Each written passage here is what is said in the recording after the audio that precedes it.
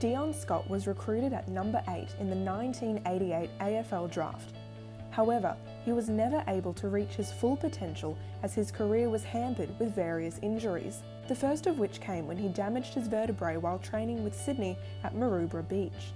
Despite being told that he might not walk again, Dion went on to play professional AFL football for a further 8 years. This is a story of resilience, as well as the physical and mental toll injuries have on professional athletes in the short and long term. So Dion, what was the accident like? Did you know straight away that something went wrong? So we were training in the surf at Maroubra Beach. I knew straight away that I'd hit my head on the bottom, and I got up and I thought I just twisted my neck a little bit. But I was lucky enough that the following day when I went to the physio, they didn't try and manipulate it, which they could have quite easily tried to do, because the crack was only 2 millimetres away from the spinal cord. So I had some x-rays, and they discovered very quickly that it was a major break, and after seeing it at the specialist, I had to have 12 months off. Wasn't able to do any contact for 12 months, but apart from that I was fine. How did you feel when you were told that there was a significant possibility that you might never play AFL again? I was devastated to start off with, but then you just start to think about life and the fact that I was extremely lucky that it was only a couple of millimetres away, that I could have quite easily been in a wheelchair and my life would have been completely different. So, you've got to take the good with the bad, and you've got to look on the positive most of the time. So. Did you ever think during your rehab that playing AFL wasn't worth it? No, never considered it. But retirement wasn't an option. That was the only thing I ever wanted to do. I put all my eggs in the one basket, and I was lucky enough to be able to do what I wanted to do. So there was no way I was dropping out at that point. What have you learnt from this experience?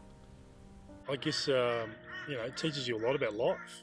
That life is very important, and at the end of the day, sport isn't really that important.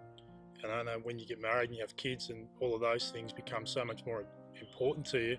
But when you're younger, you don't think about that. You just you're young, you think you're bulletproof, and you want to do what you want to do. So it's not till you get a little bit older that you just start to look back on those things and think, well, maybe I should have done things a little bit different. Although you were able to make a comeback, do you think that this injury had a long-term effect on you physically as well as mentally? Not mentally, no, but definitely physically.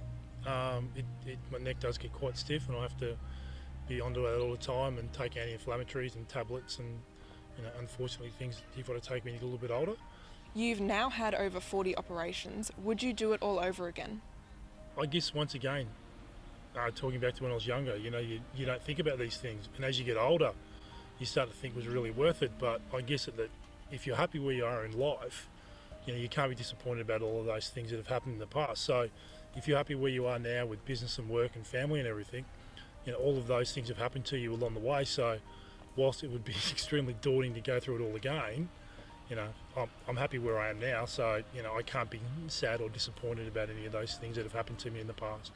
The game has changed a fair bit since you last played. Do you think that the AFL has made the appropriate adjustments to the game to limit the amount of injuries players are having, not just during their career, but also post?